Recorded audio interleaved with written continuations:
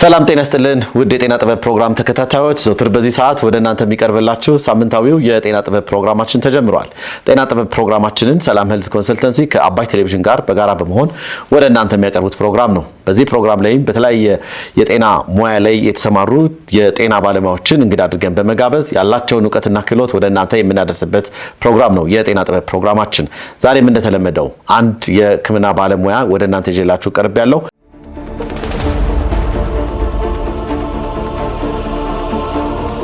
ተመልሰናል ተመልካቾቻችን። የሳምንቱ የጤና ጥበብ ፕሮግራማችን ተጀምሯል። እንግዳችን እዚህ የአባይ የጤና ጥበብ ስቱዲዮ እንግዲህ ተገኝታለች።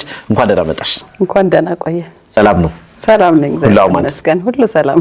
በጣም አሪፍ። እንግዲህ ጥሪያችንን አክብረሽ እዚህ ስቱዲዮ ስለተገኘሽ በመጀመሪያ በተመልካቾቻችን ስም እጅግ አድርጌ አመሰግናለሁ። እኔንም ስለጋበዝከኝ አመሰግናለሁ። በጣም አሪፍ። እንግዲህ ፕሮግራማችንን ከመጀመራችን በፊት እስቲ ከኔ ጋር በስራ አጋጣሚ እንተዋወቃለን።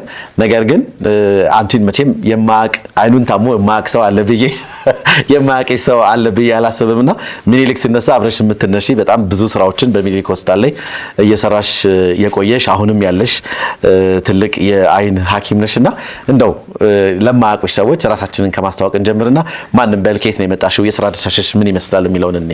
እሺ፣ ስሜ የምስራች ኃይሉ ይባላል። የአይን ሕክምና ስፔሻሊስት ነኝ። እንዲሁም የማህበረሰብ ጤና ባለሙያም ነኝ።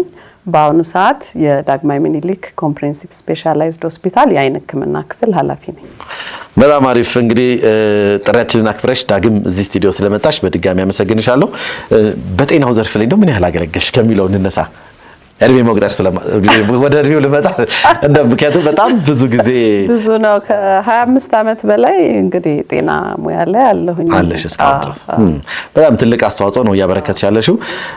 በመንግስት ተቋም ነው እንግዲህ ከገጠር ጀምሮ እስከ ዞን ከተማ ቀጥሎም እስከ መሀል እስከ ከተማ እስከ አዲስ አበባ ድረስ ያው በመንግስት ተቋማት ይሄን ሁሉ ዘመን አገልግያለሁ ማለት ነው። በጣም አሪፍ። ትልቅ አበርክቶ ነው ያደረግሽው ለጤናው ዘርፍ ላይ ማለት ነው። እጅግ አድርገን እናመሰግናለን። እንግዲህ ዛሬ በአይን ዙሪያ ላይ የተለያዩ ጉዳዮችን እያነሳን ለቀጣይ አንድ ሰዓት አብረን እንቆያለን ማለት ነው። ፕሮግራማችን እንደምታውቂው ጤና ጥበብ ይላል ፕሮግራሙና ትልቅ ጥበብ ከሚታይበት የሙያ ዘርፍ አንዱ ጤና ነው። ከዛ ውስጥ ደግሞ አንዱ ውስብስብ የሆነው የአይን ሕክምና ነውና እንደው ሰዎች ራሱ በተለምዶ ራሱ እንደው የአይን አምላክ ይፍረድ ይባላል አይደል? ራሱ እንደው ከዛ አንፃር ጤና ጥበብ ሲባል ከእናንተ ሙያ አንፃር በምን አይነት ሁኔታ ታያዋለሽ ከሚለው ለነሳ እስቲ። ጤና ጥበብ እንግዲህ የጤና ስለሙያው ይመስለኛል ጠየቀኝ። የሕክምና ሙያ ያው አርትም ነው ሳይንስም ነው የሚለው እንትኑ በተለይ የምርመራው አርት አለው፣ ሰርጀሪው አርት አለው እና እኔ የምመለከተው የጤና ወይም የሕክምና ሙያን ያው እግዚአብሔር ወይም ፈጣሪ እንግዲህ ብዙ አድማጭ ስላለ ማለት ነው ያው በአደራ ለሰዎች የሰጠው ከእግዚአብሔር ከራሱ የተሰጠ ሙያ ነው ብዬ ነው የማስበው። የሰው ልጅን ህይወት ለመታደግ ጤናውን ለመጠበቅ ስቃዩን ለመቀነስ ተብሎ ከፈጣሪ የተቸረን ስጦታ ነው። ባለሙያዎቹም ደግሞ ያንን አደራ የተቀበሉ ናቸው። በዛ ነው የማየው። በጣም አሪፍ። አይን እንግዲህ በጣም ብዙ የሰውነት ክፍሎች አሉ። በጣም ብዙ ሰው እንግዲህ ስለ አይን የራሱ የሆነ ቦታ አለው። በጣም ይገረምበታል። አይን እንዴት ነው የተሰራው፣ በምንድን ነው የተሰራው፣ ስራው በጣም ግሩም ነው የሚሉ ሰዎች አሉ። እንደው ወደ ውስጥ ከመግባታችን በፊት ስለ አይን እንዴት ተሰራ፣ አይን ምንድነው በዋናነት ስራውስ ምንድነው የሚሉትን የተፈጥሮ እውነቶች የተወሰነ ነገር እስቲ ንገሪን። ጥሩ ጥያቄ ነው። ምክንያቱም ያው ያለንን ነገር ብዙ ጊዜ አናስተውል፣ ስናጣው ብቻ ነው ጉድለቱ የሚታወቀንና አይን ማለት በጣም አስገራሚ የሆነ የአካላችን ክፍል ነው። በጣም ረቂቅ ውስብስብና በጣም አስገራሚ የሆነ የሰውነታችን ክፍል ነው። በመሰረቱ ምን የሚል አባባል አለ፣ አይን የነፍስ መስኮት ናት ይላል። በአናቶሚ ወይም በስነ ተፈጥሮ ስታየው ከአንጎላችን ጋር በቀጥታ የተገናኘ አንጎላችን ውስጥ የራስ ቅላችን ውስጥ ተቀምጦ ይሄ ደግሞ አይናችን ቀጥታ መጥቶ መስኮት በለው በቃ ለአንጎላችን መስኮት ነውና አንጎላችን የሚቀበላቸው መረጃዎች ወደ 80% የሚሆነው ከአይናችን ነው። ስለዚህ ያ ነገር ለምሳሌ ለሰከንድ አይነን ጨፈንክ ማለት በጣም ብዙ ነገር ነው የሚጎልበት ብዙ መረጃ ያጣልና በጣም የሚያስጨንቅ ነገር ነውና አይናችን በጣም ወሳኝና መሰረታዊ አካባቢያችንን ከአካባቢያችን ጋር እንድንገናኝ የሚያደርገው የኛ ማንነታችን ሰውነታችን ከአካባቢያችን ጋር እንድንገናኝ የሚያደርግ ዋናና ቁልፍ የሆነ የሰውነታችን ክፍል ነው እና ዋናና ስራዎቹን እንኳን እንጥቀስ ቢባል ያው ከማየት ጋር የተገናኘ ነው ዋናው ማለት ማየት ማለት የነገሮችን ቅርጻቸውን ከለራቸውን እንቅስቃሴያቸውን መጠናቸው ወፍራም ነው ቀጭን ነው አጭር ነው ረጅም ነው ቀለሙ ምን አይነት ነው ከየት ወዴት እየሄደ ነው እያለ በቃ እየተከታተለ እንትን ያንን መረጃ ሳያቋርጥ ወደ አንጎላችን ይልካል ከዛ ደግሞ የነገሮችን ጥልቀታቸውን ወይ ቀረብ ያሉ ናቸው ራቅ ያሉ ናቸው በቃ በጣም ረቂቅ የሆኑ ነገሮችን ነው እንትን የሚያደርገው እና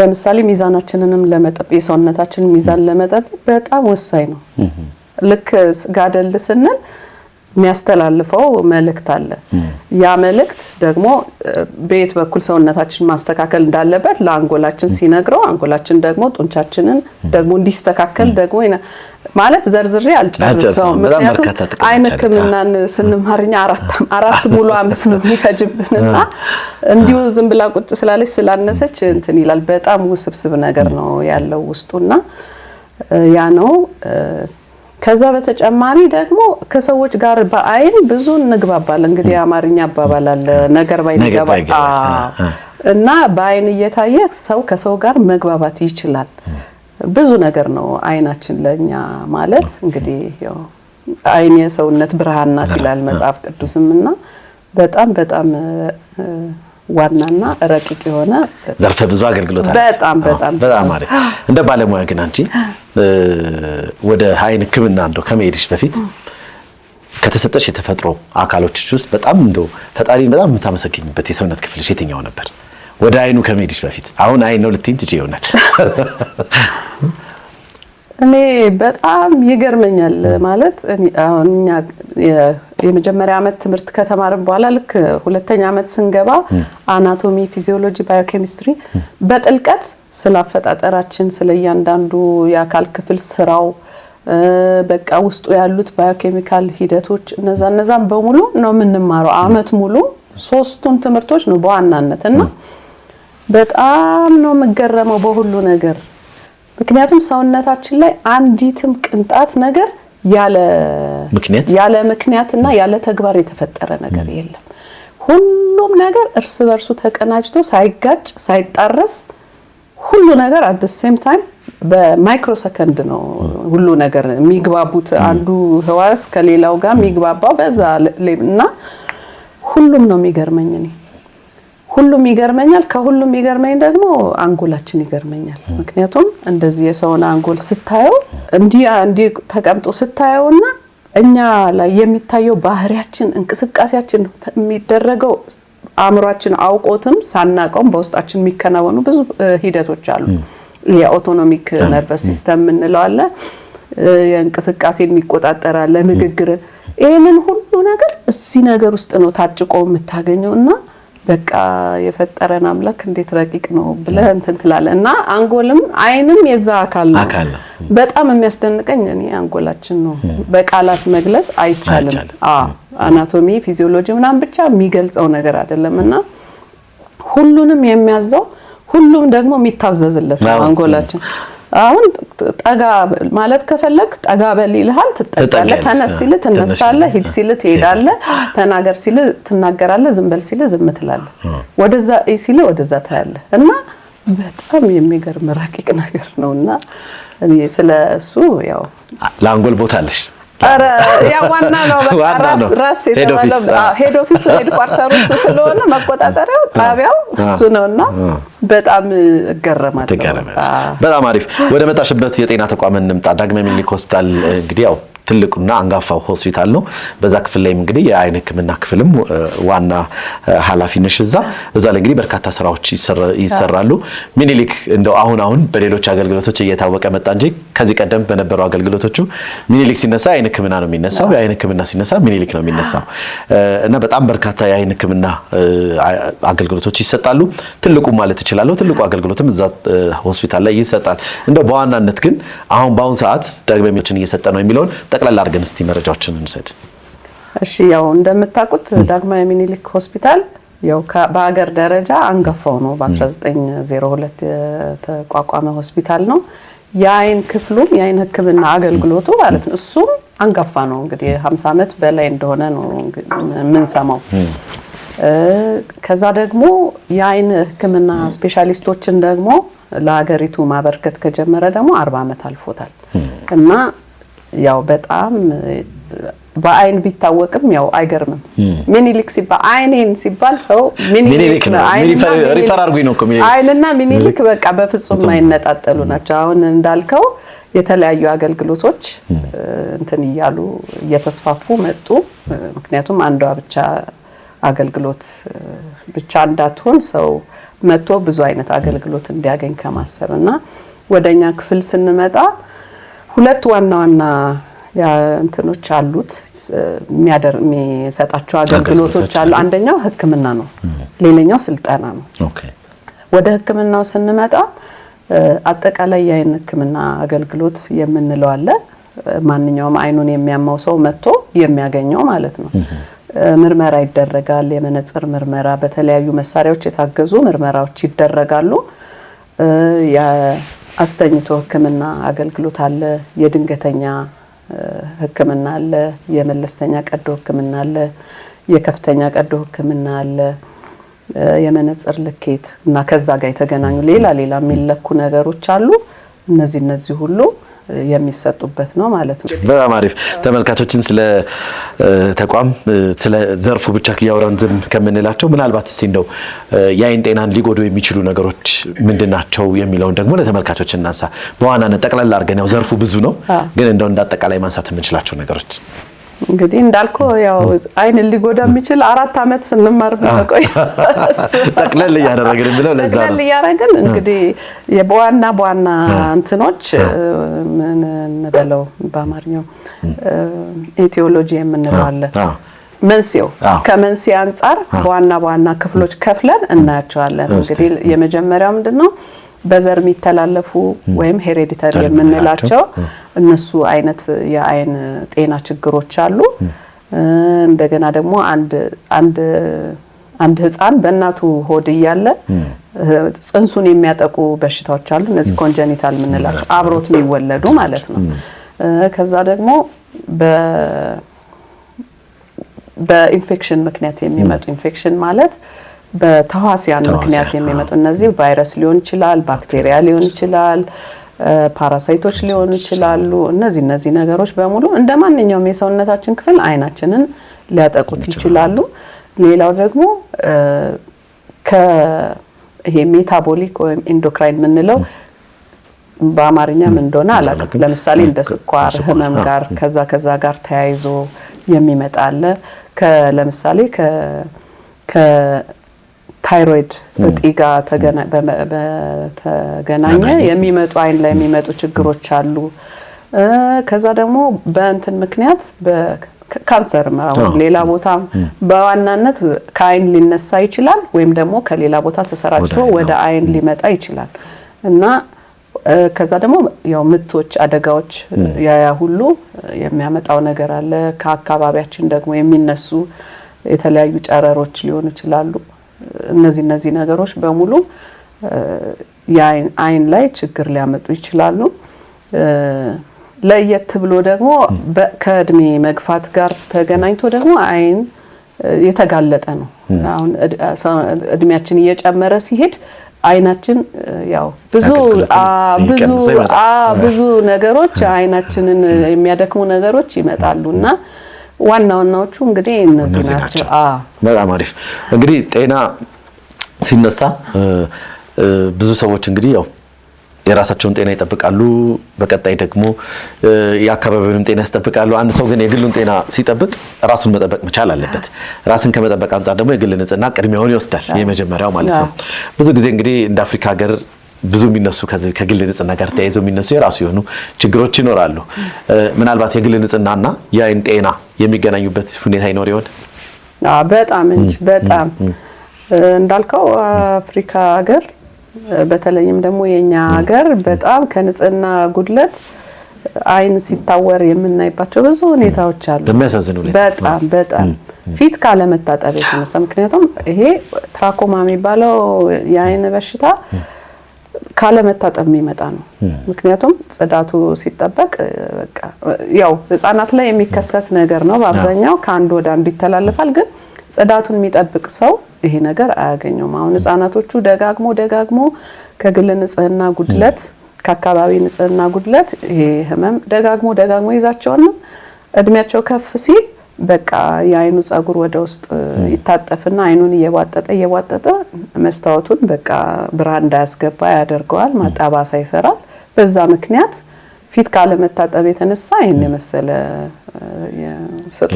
የእግዚአብሔር ስጦታ እናጣዋለን ማለት ነውና ብዙ የአፍሪካ ሀገሮች በእርግጥ ይሄንን ችግር አስወግደዋል። ከትራኮማ ነፃ እየሆነን ነው ያሉ ብዙ ሀገሮች አሉ። የኛ ሀገር ደግሞ በጣም በብዛት የሚገኝበት ነው እንትን ነው እንግዲህ ምክንያቱም ምናልባት የመረጃ ክፍተት ይኖራል ማህበረሰቡ ላይ። ምክንያቱም እንግዲህ ፊት መታጠብ በጣም ትንሹ ተግባር ነው እንደምታውቂው ማለት ነው። ያ ሳይሆን ቀርቶ እዚህ ደረጃ ትልቅ ብርሃንን እስከማጣት ድረስ መድረስ በራሱ አእምሮንም የሚያሳምም ነገር ነው። እንደው ምክንያቱ ምንድነው ብለን ማንሳት እንችላለን?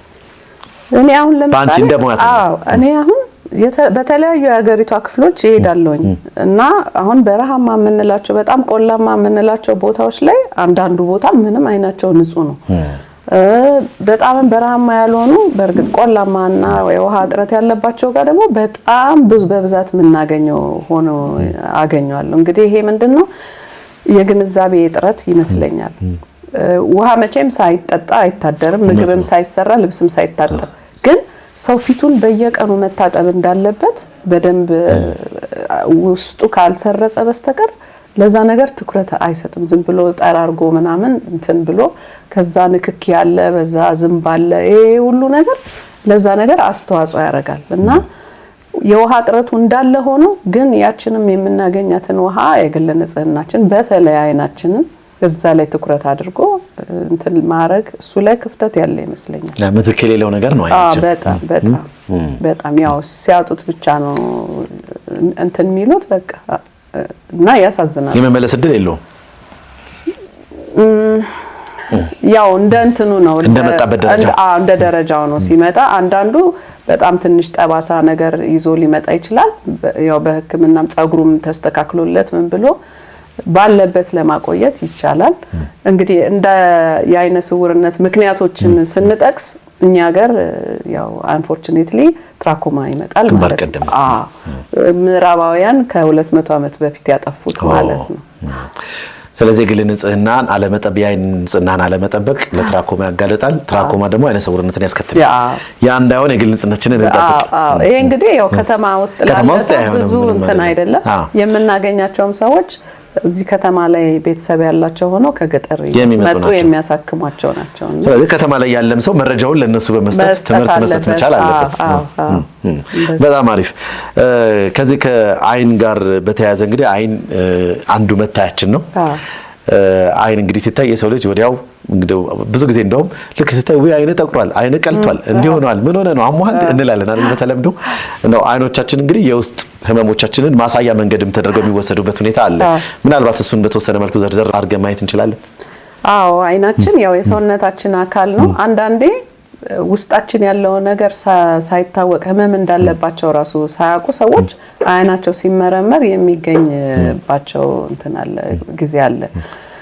ለምሳሌ ይሄ ታይፕ 2 ዳያቤቲስ ምንለው ከ30-40 ዓመት እድሜ በኋላ የሚመጣው የስኳር ህመም ሰዎች አይናቸው ላይ ችግር እንዳለ አያውቁትም እና ዝም ብለው ሊመረመሩ ሲመጡ ውስጡ ላይ ችግር ተፈጥሮ እናገኛለን። እና እንግዲህ አይን ሐኪሙ የመጀመሪያው ያንን ሰው ያገኘው የመጀመሪያው ሐኪምም ሊሆን ይችላል። አንዳንድ ሰዎች በእድሜ ዘመናቸው ሐኪም ቤት ሄደው ራሱ ማያውቁ ሰዎች አሉ እና በዛ ሰዓት ያው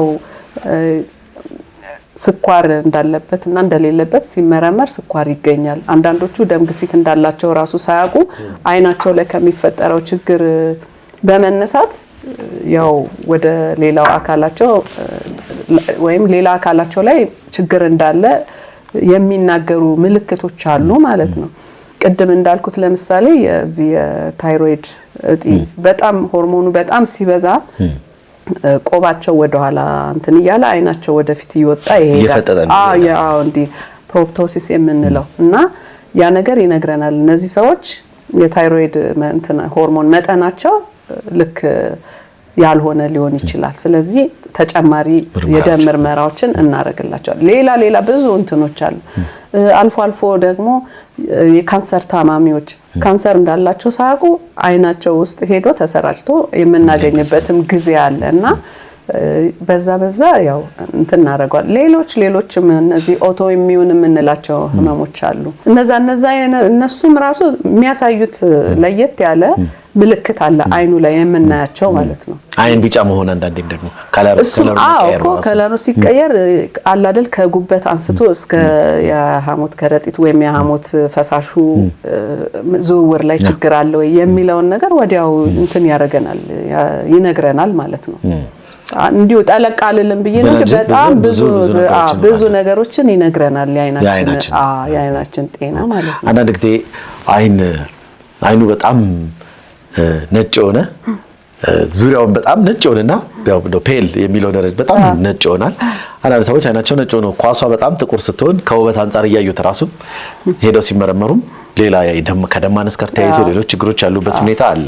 እንደው ምን አይነት ከለር ነው መምሰል ያለበት የአይናችን ከለር የሚለው ማንሳት እንችላለን? ሰብጀክቲቭ ወይም አንጻራዊ ነው።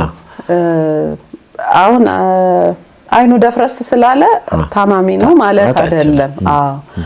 አንዳንድ ለምሳሌ ከልጅነታቸው ጀምሮ አለርጂ በጣም የተመላለሰባቸው ልጆች ሲያድጉ ትንሽ ወደ ቡኒነት እንትን ይላል። ኮንጀክቲቫ የምንለው ከላይ ይሄ ነጩን የሚያለብሰው ስስ ልባስ አለና እሱ ትንሽ ወደ ቡኒነት ነገር ይሄዳል። ግን ጤነኛ የሆነውና ያልሆነው ይለያል ማለት በእርግጥ ለማንኛውም ሰው ላይታወቅ ይችላል። ባለሙያ ሲኮን ግን ጤነኛ የሆነና ያልሆነው ነገር ያው ተለይቶ ይታያል። አሁን ለምሳሌ ሰው ደም ማነስ አለበት ሲባል መጀመሪያ ሐኪሙ የሚያየው የአይኑን ቆብ ወደ ታች አድርጎ ፔል ኮንጀክቲቫ ያለ አይደል ገርጥቷል ወይም ደም ማነስ አለበት ብሎ ለመናገር ያስችሏል። ደፍረስ ያለ አይንና ከጉበት ህመም ወይ ቅድም ባልኳቸው የዚህ የሐሞት ፈሳሽ ዝውውር ሰውነታችን ውስጥ ሲዛባ ከሚኖረው ደፍረስ ያለው አይን ይለያል። ቅላት ደግሞ አንዳንድ ጊዜ በጣም ሲደክመን አለ አይደለ አንዳንድ ሰዎች ሲበሳጩም አይናቸው ይቀላል ይታወቃል። ብቻ ለባለሙያው ይታወቃል። ስለ አይን እንግዲህ የተለያዩ ጉዳዮችን እያነሳን ነው የምንገኘው። እንግዲህ አይን ሲነሳ ብዙ ጊዜ ትልልቅ ሰዎች እንግዲህ ብዙ ቅሬታ ሲያቀርቡ እናያለን።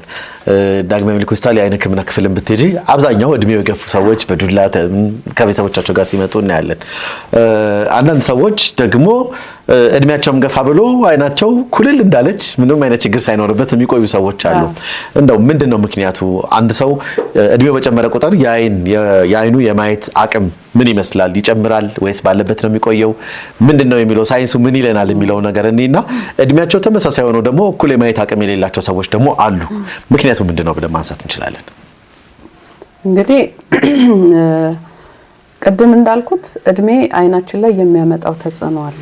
አንድ ጤናማ አይን ምንም ለምሳሌ የስኳርም የደም ግፊትም ሌላም ህመም የሌለበት ሰው ልክ 40 ዓመት እያለፈው ሲሄድ ጤናማ የርቀት እይታ ያለው ማለት ነው። 40 ዓመት እያለፈው ሲሄድ ከቅርብ የማየት ችሎታው እየቀነሰ ይመጣል። እንደዚህ ራቅ ያረገ እንደዚህ ካለ እንግዲህ ወደ ሐኪም ቤት ለዓይን ሐኪም እድሜ መዋሸት አይቻልም። አይሳካልም። አንዴ ለእድሜ ገና ነው ብሎ እስቲ እንደዚህ ካለ በቃ እሺ ተግባባ። አብዛኛው እንግዲህ 30 ነኝ እያለ እንግዲህ እንደዚህ ካለ ትንሽ ችግር ነው ማለት ነው። እና ይሄ አለ አይደለ ኢንቮሉሽናል የምንላቸው ወይም ከእድሜ ጋር የሚመጡ ለውጦች ናቸው። ጸጉራችን እንደሚሸብተው ጤነኛ የሆነ ሰው ግን ኢንቮሉሽናል የሆኑ ለውጦች የሚከሰቱበት ሁኔታ አለ። አንዱ ይሄ ከቅርብ የማንበብ ችግር እንደ በህመም አይታይም። ልክ ግን በመነጽር ድጋፍ ሰዎች እንዲያነቡ እናደርጋለን። ያ ምንድነው ከጊዜ ብዛት የዓይናችን ሌንስ ወጣት እያለን ልጅ እያለን በጣም ይለጠጣል። ቅርብ ላይ ሲሆን እንደመወፈር ይላል፣ ርቀት ሲሆን እንደዚህ ይላል። እንደዚህ ራሱን እንደፈለገ እያስተካከለ እንትኖችን በደንብ ማየት ይችላል፣ ማንበብ ይችላል ማለት ነው። እድሜያችን እየጨመረ ሲሄድ ያንን ችሎታ እያጣነው ስለምንሄድ ዓይናችን አንድ ቦታ ነው፣ ሌንሱ አንድ ቦታ ነው እንትን ብሎ የሚቀረው።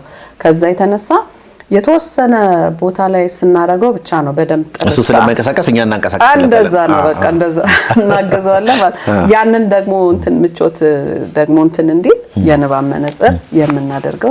ስለዚህ ጤናማ የሆነ ሰው ላይ የሚከሰቱ ነገሮች አሉ። እሱ አንዱ ነው። ሌሎችም አለ አይደል ያቀማመጥ ለውጦችም እንትን ይያሉ ሲሄዱ ሌንሱም ደግሞ እየወፈረ በሚሄድ ጊዜ አለ አይደል እንደ ግላኮማ አይነት ህመሞች እየመጡ ይሄዳሉ። እድሜም ጨመር ሲል በቃ ግላኮማም ከእድሜ ጋር የተገናኘ ነው። እድሜ ሲጨምር እንደ ስኳር አይነት ደም ግፊት አይነት ነገሮችም ይመጣል። እነሱ ደግሞ የሚያመጡት የእይታ የዓይን ላይ የሚፈጥሩት ችግር አለ። ሌንሳችን ያው መጠኑ መወፈሩ ብቻ ሳይሆን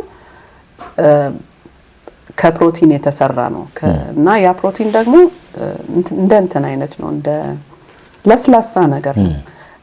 በብዛት የፀሐይ ብርሃን የተለያዩ በሰውነታችን ውስጥ ያሉ ለውጦች ከፍ ዝቅ የሚሉ ነገሮች ያንን ፕሮቲን እያጠጠሩት ይመጣሉ። ልክ እየጠጠረ ሲመጣ ብርሃን አላስገባ ይላል። ይሄንን ነው የዓይን ሞራ ግርዶሽ የምንለው ማለት። እሱም ከእድሜ ጋር ያው ከመጠቀም ብዛት ብዙ ነገሮች እንትን እንደሚሉ ለውጥ እንደሚያመጡ ይሄን ሁሉ አመት ስላገለገለ እንደዛ ይሆናል። በእርግጥ በታዳጊ ሀገርና በሰለጠነው ዓለም የሚከሰትበት እድሜ ልዩነት አለ። እኛ ጋር ወደ ገጠር ብትሄድ አንድ አርሶ አደር ገና በ40ዎቹ መጨረሻ ያለ ግጥም ብሎ እንትን ሊልበት ይችላል። ምክንያቱም የፀሐይ መከላከያ ያረጉም ፀሐይ ላይ ነው ሲያርሱ እንትን የሚሉት ገበያ ላይ ብዙ የዚህ ፀሐይ ጨረር እኛ ጋር አለ። ፀሐይ ጨረር ውስጥ ደግሞ አልትራቫዮሌት የምንላቸው መርዛማ ጨረሮች አሉ።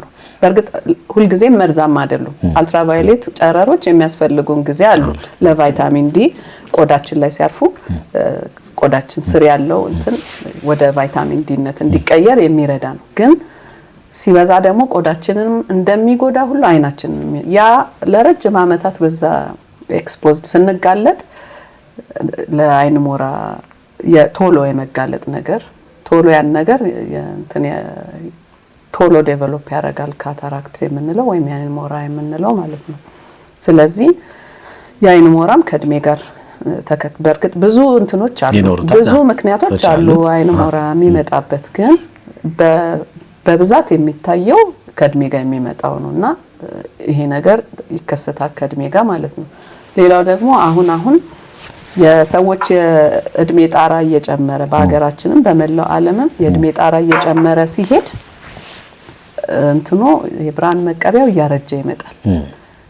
ሌላው እንትን እንደሚለው በሙሉ እሱ ያረጃል ማለት ከሌላው ነገር ቀድሞ እሱ ያረጃል እና በዛ ምክንያት ያው እይታ በከባድ ሁኔታ ይቀንሳል። እና እንግዲህ አንዳንዶቹ ለምን ይኖራቸዋል አንዳንዶቹ ደግሞ ቁልጭ ያሉ ናቸው የሚለው ነገር የላይፍ ስታይል የያናኗር ዘይቤ አለ፣ ኢንቫይሮንመንት ምንለው የአካባቢያችን የመኖሪያ አካባቢያችን ቅድም እንዳልኩት በጣም ብዙ ለፀሐይ የሚጋለጥ ሰው ለፀሐይ ጨረር የሚጋለጥ ሰውና አላደል ትክክለኛውን ያናኗር ዘይቤ በአካባቢውም ካለው ነገር ራሱን የሚጠብቅ ተመሳሳይ ችግሮች አይገጥሟቸውም።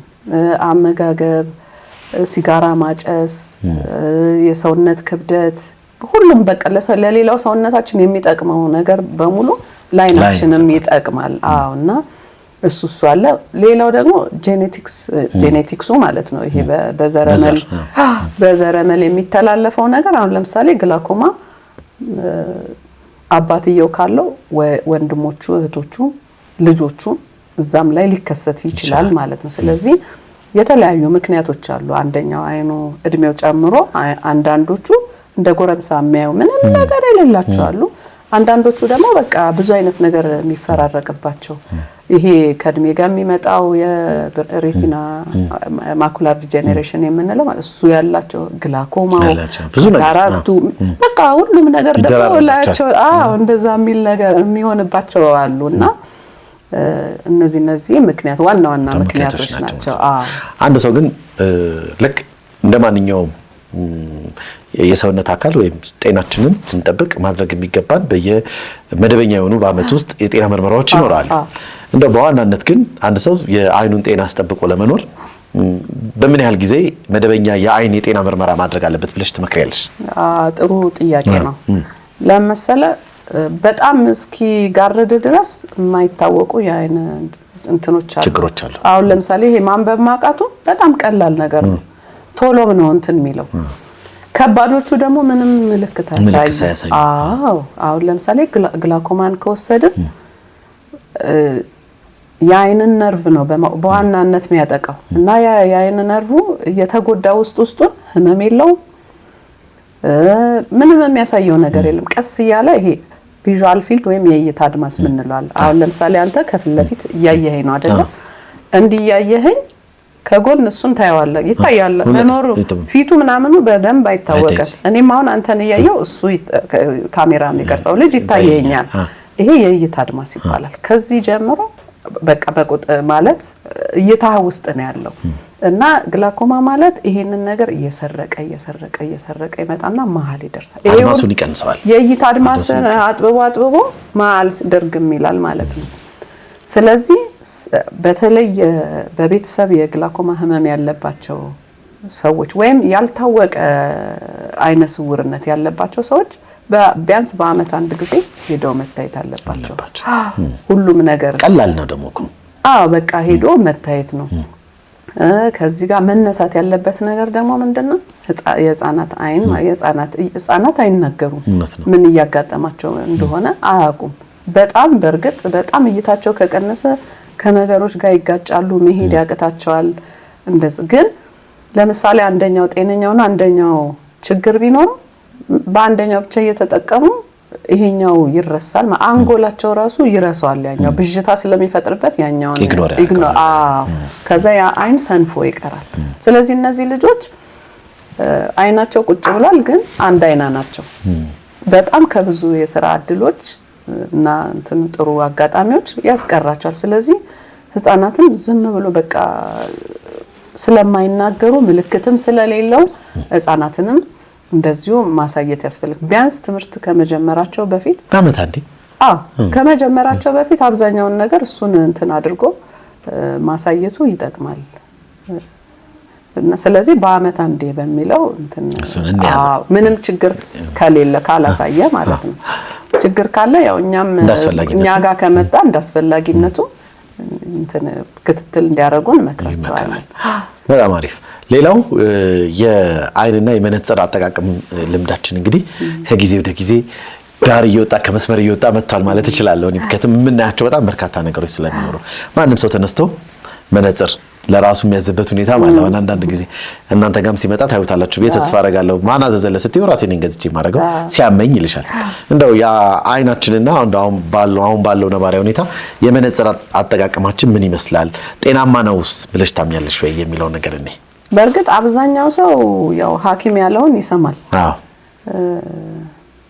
ሲሰነጠቅ የሆነ ነገር ሲሆንም መተው ጥቅሙን ያወቁት ማለት ነው። ሌሎች ደግሞ አሉ መነጽር አይን ያደክማል የሚላል አይደል? የተሳሳተ ግንዛቤ ያላቸው ሰዎች አሉ። እና እንግዲህ ልክ ያልሆነ አጠቃቀም የሚለው አለመጠቀምንም ይጨምራል። ምክንያቱም ልክ ትክክለኛ ካልሆነ ግንዛቤ ማለት ነው። መነጽር የሚያደርገው በመሰረቱ የሚያደርገው አይን ውስጥ የሚገባውን ብርሃን አስተካክሎ ያ ምስሉ ይሄ ብርሃን መቀበያ ወይ ሬቲና የምንለው ላይ እዛ ላይ በትክክል እንዲያርፍ ማድረግ ነው የመነጽር ስራው። ስለዚህ አይንን ያግዛል እንጂ አይንን ምንም አያደርገው ማለት በትክክል የታዘዘ መነጽር ከሆነ ማለት ነው። አሁን ብዙዎቹ መነጽራቸው ሲጠፋ አንዳንዶቹ የሌላ ሰው ከቤተሰብ አባል በተለይ ባልና ሚስት ሲሆኑ እንግዲህ እድሜያቸው እንትን ስለሚል በርግጥ ማንበቢያ መነጽሩ ብዙም ጉዳት ላያመጣ ይችላል ግን እንደዛ መጠናቸው ስለሚለያይ መጠኑ ይለያያል። የእድሜ ልዩነት ካለ መጠኑም ስለሚለያይ ያው እንደዛ ባይደረግ ጥሩ ነው። ግን ፍቅር መገለጫ ባያረጉት እኔ ቀርቶብኝ አንቺ አርጊው አይነት እንደሱ ባይሆን ጥሩ ነው እና እንደዛ ባይሆን ጥሩ ነው። ያው የተሳሳቱ ግንዛቤዎች አሉ። መነጽር አይን ያደክማል የሚለው ነገር እሱ መቅረት አለበት። ሰው መነጽር ተለክቶ በልኩ ነው ማለት የበዛም እንደው እንደዛ ይደረጋል ተብሎም አይታሰብም ማለት ትንሽ ምክንያቱም የመነጽር እንትኑ ፓወሩ ወይ የሌንሱ ቁጥር በ0.25 ልዩነት ነው የሚሰራው። በ0.25 አንዳንዱ ወደዚህ ወደ ላይ ያስጠጋዋል አንዳንዱ ወደ ታች እንደዛ አይነት ልዩነቶች ሊኖሩ ይችላሉ እንጂ በአብዛኛው ተለክቶ የተሰጠው መነጽር ልክ ነው የሚሆነው። ካልተመቸው ደግሞ መቀየር ነው እና አይኔን ደግሞ እንዲያ አባሰብኝ ህመሙን አደከመብኝ ምናምን ይላሉና መነጽር አይንን አያደክም።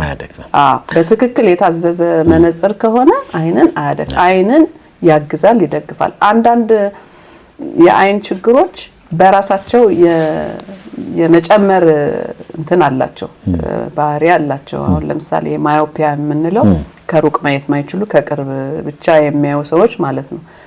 በተለይ ከጉርምስና በፊት የተከሰተ ከሆነ ቁጥሩ እየጨመረ ነው የሚሄደው። አሁን እነሱ መነጽር ማድረግ ከጀመርኩ በኋላ አይኔ እየደከመ መጣ የሚል እሱ መቅረት ያለበት ነገር የህመሙን ባህሪ ካለመረዳት ነው። እንደዛ ነው። አሁን እንግዲህ በአካባቢያችን ያው ጨረሩም አቧራውም ብዙ ነገር ለአይናችን አመቺ አይደለም።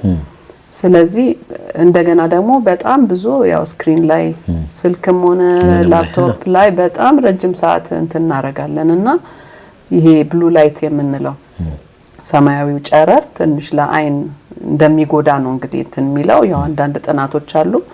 ስለዚህ በተቻለ መጠን ወይ ስክሪናችን ላይ መከላከያ ወይ ደግሞ አይናችን ጤነኛ እይታ ቢኖረው ከመርዛማ ጨረሮች አይናችንን መከላከል አለብን። ያው ትክክል ያልሆነ የመነጽር አጠቃቀም አለመጠቀምም ነው ብያለሁ አይደል? እውነት ነው። ብዙዎች አሁን ፀሐይ መነጽር ማድረግ እንደ ጉራ የሚያስቡ ብዙዎች አሉ። ወደ ከከተማ ደግሞ ወጣ ከተባለ እንደዛ ነው። ግን እንትን የፀሐይ ጨረር የአልትራቫዮሌት ጨረር የምንለው ይሄ ከእድሜ ጋር የሚመጣ እርጅና ቶሎ ያለ ጊዜው እንዲመጣ ያደርጋል። ሞራ ቶሎ እንትን አሁን ገጠር ላይ ቶሎ ይይዛቸዋል የተባለው ለዛ ነው። በጣም ብዙ አልትራቫዮሌት ጨረር ስለእንትን ስለሚጋለጡ ነው። እና ደግሞ ወደ ምድር ወገብ ጠጋ ባለን ቁጥር አሁን ለምሳሌ ቴምፕሬት የምንለው አለ አይደለ? ወደ ላይ ወይም ወደ ታች በተወሰነ ዲግሪ ካሉት ይልቅ ምድር ወገብ አካባቢ የሚመጣው የፀሐይ ብርሃን ይበለጠ የአልትራቫዮሌት ጨረር የሚይዝ ነውና ያው ይበልጥኛ ያን ነገር መጠቀም አለብን። እንደው የመነጽር ፀሐይ ለፀሐይ የሚሆን መነጽሮችን የሚጠቀሙ ሰዎች አሉ። ምን ትያቸዋለሽ እነሱ? ሰውስ ምን ማድረግ አለበት? እኔ እንግዲህ አሁን ገበያ ላይ ያሉት መነጽሮች እነዚህ ናቸው ወይ የሚለው አልትራቫዮሌት ጨረር በርግጥ ጥቁር ናቸው። ያ የፀሐይ ብርሃንን ይቀንሳል። ከአቧራ ከንፋስ ከተለያየ ነገር እንትን ሊል ይችላል። ግን በትክክል ይሄ አልትራቫዮሌት ፊልተር ይባላል። ያንን ፊልተር አድርገው ያስቀራሉ ወይ የሚለው ይሄ እኔ ጥያቄ ነው። ሁሉንም ያው ዞሮ መመርመር አይቻልም። እና እነዚህ ዩቪ ፊልተር አልትራቫዮሌት ፊልተር ያላቸው ወይም ያንን እንትን ዘግተው የሚይዙ መነጽሮች እላያቸው ላይ ዩቪ ፕሮቴክሽን የሚል ያላቸው በጣም ውድ ናቸው። በጣም ዋጋው ውድ ነው። እንግዲህ ይህንን ነገር መጫንም ማህበረሰቡ ላይ የገንዘብ አቅሙ ደካማ ስለሆነ ያው ጫናው ቀላል አይደለም። ግን በተቻለ አቅም እነሱም ብለጠቅ የፀሐይን ጨረር ይሄ በተለይ መርዛማ ጨረሩን ዘግቶ የሚይዝ ወደ አይን እንዳይደርስ የሚያደርግ አይነት መነጽር ቢጠቀሙ የበለጠ ጥሩ ነው። እሱ ጥሩ ነው። በጣም አሪፍ። ሌላው ለምሳሌ አንድ ሰው ይሄን ፕሮግራም እየተከታተሉ የሚገኙ ማህበረሰብ ክፍሎች በቀላሉ የአይናቸው እይታ ምን ይመስላል የሚሉትን ነገሮች እንግዲህ ያው ጤና ጣቢያ ጤና ተቋም ሲሄዱ አይናቸውን ሲመረመሩ 6 ሜትር 4 ሜትር የሚሉት ነገር አለ። እንደው በቀላሉ ማወቅ የሚችሉበት መንገድ ይኖራል? ለምሳሌ በምን ያህል ርቀት ውስጥ ነው ጤናማ የሆነ የእይታ አላቸው የሚለው ነገር ማንሳት እንችላለን? ወይስ ደግሞ የሆነ መሰረታዊ ነገር አይኔን አሞኛል ስለዚህ ወደ ጤና ተቋም መሄድ አለብኝ እንዲሉ ሊያስችል የሚችል መረጃ መስጠት እንችላለን? እነዚህ ነገሮች ከተጓደሉ ሂዱ ለማለት ማለት ነው። ለብዙ ጊዜ ለግለሰቡ የሚታወቀው እንዳልኩ ከቅርብ ማየት ሲያስቸግረው ችግር እንደገጠመው ራሱ ያውቃል። አንድ አይኑ ላይ ችግር ሲገጥመው አንደኛው አይን ያንን እንትን ስለሚያካክስ ላይታወቃቸው ይችላል እና ደግሞ እይታቸው በጣም ካልቀነሰ ደግሞ ላይታወቃቸው ይችላል። ስለዚህ አሁን ሰው ቤቱ ሆኖ ምንድነው የሚሉት ቲቪ ሳነብ ከስር የሚጻፈው የለም የሚሄደው እሱን ማየት አልችልም ብለው የሚመጡ አሉ። አንዳንድ የዕለት ተዕለት ተግባራችን እንዳናከናውን የሚያደርጉን ነገሮች ይኖራሉ። ስለዚህ ያ ነገር በዛ ነገር ይመጣሉ ሰዎች። ከዛ በተረፈ ግን ትክክለኛውን ነገር የግዴታ ስታንዳርድ ስለሆነ ወይም ስታንዳርድ ምንድነው በአማርኛ አላውቅም። በቃ መስፈርት ነው። በቃ ያ የተቀመጠ ዓለም አቀፋዊ ስታንዳርድ ወይም መስፈርት ነው። ስለዚህ በዛ ተለክቶ ከጤነኛ እይታ ሊኖር ከሚገባው ጋር ተመሳሳይ መሆን አለበት። አለበለዚያ እንዲህ ከሆንክ ዩሮኬ ደህና ነህ ምናምን የሚለው ነገር ትንሽ ወደዛ አዲስ እንዲመጡ እንዲያረጋቸው ነው። እና እንደተባለው እኔ ደህና ነኝ እኔ ምንም ችግር የለብኝም ብለው የሚከራከሩ ሰዎች አሉ። እኛ ያው ስናስነብባቸው ማት ነገር እንትን ያለ እኔ ችግር የለብኝም ብለው የሚከራከሩ ሰዎች አሉ። ግን በቃ በዛ ነገር ተለክተው ጤነኛ ነህ መባል መቻል አለባቸው። አይነ ልክ ነው ችግር የለ እይታህም ልክ ነው አይነም ውስጡ ታይቶ ልክ ነው መባል መቻል አለባቸው። ቢያንስ በአመት አንዴ ሄደው ቼክ ማድረግ አለባቸው። በቃ ያን ጊዜ ነው እንጂ እኔ አይኔ ምንም ችግር የለም ምናምን አይሰራም። በጣም አሪፍ። እንግዲህ ያው ብዙ ነገር ስላይን ብናወራ አልቅምና ሰዓታችን ግን እየሄደብን ስለሆነ እዚህ ላይ መቋጨት አለብን ብዬ አስባለሁ። ምናልባት ግን እዚህ ድረስ መጥቼ በአይን ዙሪያ ሳልናገር ማለፍ የለብኝም ብለሽ የምታስቢው ነገር ካለ ለማህበረሰቡ የተወሰነ መልእክት አስተላልፊና ፕሮግራማችንን እዚህ ጋር እናጠናቅ። እንግዲህ ያልዳሰስነው ነገር ምን አለ? እኔ እንግዲህ ዋና የምንላቸውን መሰረታዊ መረጃዎች ሰጥተናቸዋል። የሰጣናቸው መረጃ በቂ ነው ብለን እናምናለን። ከዛ ውጭ ግን እንደው መረጃ አለኝ ካልሽ ድሉን ሰጂ ከሌለን ግን ስለመጣሽና መስግንና ፕሮግራማችንን እናጠናቅ። እንግዲህ ያው ስለ ግል ንጽህና ማለት በተለያየ እንትን ስር በርዕሰ ጉዳዮች ስር አነሳስተነዋል አይደለ? ስለ ንጽህና አስፈላጊነት በአመት አንድ ጊዜ ቢያንስ ምርመራ ስለማድረግ ሌላው ያላነሳነው ነገር ምንድነው እንግዲህ ያው በተለያዩ ርዕሰ ጉዳዮች ስር ነካክተናቸዋል። የአይናችን ጤና የተጠበቀ እንዲሆን ምን ማድረግ እንዳለብን ለምሳሌ የግል ንጽህና ብለናል። በአመት አንድ ጊዜ ምርመራ የሚለውን እንደገና ህፃናት ደግሞ ትምህርት ቤት ከመሄዳቸው በፊት ምንም የሚታይባቸው ምልክትም ባይኖር መመርመር እንዳለባቸው፣ በቤተሰብ ውስጥ ደግሞ የአይን ህመም ወይም ደግሞ መነጽር ተጠቃሚ ሊሆን ይችላል፣ አይኑን በአይን ህመም የጠፋ ሊሆን ይችላል። እንደዛ አይነት ሂስትሪ ወይም ታሪክ ያለው ቤተሰብ አባል ካለ ደግሞ ሄዶ መታየት ያስፈልጋል። ጤናማ ያኗኗር ዘይቤ ደግሞ በጣም መሰረታዊ ነው። በቃ ክብደትን መቀነስ፣ ክብደት ካለ ስኳር ይመጣል፣ ደም ግፊት ይመጣል፣ ኮሌስትሮል ይመጣል። እነዚህ ነገሮች አይን ላይ ያላቸው ተጽዕኖ ከባድ ነው። ጤናማ አመጋገብ ራሱ የቫይታሚኖች አትክልት ፍራፍሬ እነሱ ይሄ ቅድም ያልነው የብርሃን መቀበያው ቶሎ የማርጀት ነገር እሱ ላይ እንትን ይላል አስተዋጽኦ ይኖረዋል ጤንነቱን ለመጠበቅ ማለት ነው። ስለዚህ ለየትኛውም ሰውነታችን ወይም ህመምን ለመከላከል የሚጠቅሙን ያኗኗር ዘይቤዎች ለአይናችንም ይጠቅማሉ። ስለመነጽር አጠቃቀምም ያው አንስተናል። ከአካባቢያችን ካሉ ከአቧራማ ከጨረራማ ነገሮች መከላከል እንዳለብን። ሌላው ያላነሳነው ነገር ያው የስራ ቦታን በተመለከተ በተለይ መንገድ ላይ ያሉ በህንጻ ግንባታ ስራ ላይ ያሉ ተገቢውን ብረታ ብረት እንጨት እንዲህ አይነት ወርክሾፖች ላይ የሚሰሩ ሰዎች ብዙ ጊዜ አይናቸው ላይ ብረት እየገባ ምናምን ይመጣሉ እንደዛና እነሱ አብዛኞቹ በተለይ ጥቃቅን ነገር ነው ግን አንዳንዶቹ ደግሞ ትልልቅ ነገር ገብቶባቸው ይመጣሉና እሱ ነው አደጋዎችን ለመቀነስ የሥራ አካባቢ የመኖሪያ አካባቢ ልጆች የሚጫወቱበትን ቦታ ደህንነቱ የተጠበቀ ሊሆን ይገባል። እንግዲህ ያው አደጋና ጉዳትንም መከላከል አንዱ በቤት ደረጃም በአካባቢ ደረጃም ይሄ በስራ ቦታም ያስፈልጋል። እንግዲህ ያላነሳ ነገር ካለ እንግዲህ ሌላ ቀን ደግሞ ወይ ጉግል አድርገው እንግዲህ በጣም አሪፍ። እኛም እንግዲህ እዚህ ስቱዲዮ ቆይተሽ እንዲህ አይነት ቆንጆ ቆይታ እንድናረግ ስለፈቀድሽ በተመልካቾቻችን ስም በድጋሚ አመሰግንሻለሁ። እኔም አመሰግናለሁ። ተመልካቾቻችን ስትከታተሉ የነበረው የዚህ ሳምንት የጤና ጥበብ ፕሮግራማችን የስካውኑን ይመስል ነበር። ሳምንት በሌላ ፕሮግራም እስክንገናኝ እስከ ሳምንት ጤና ይስጥልን።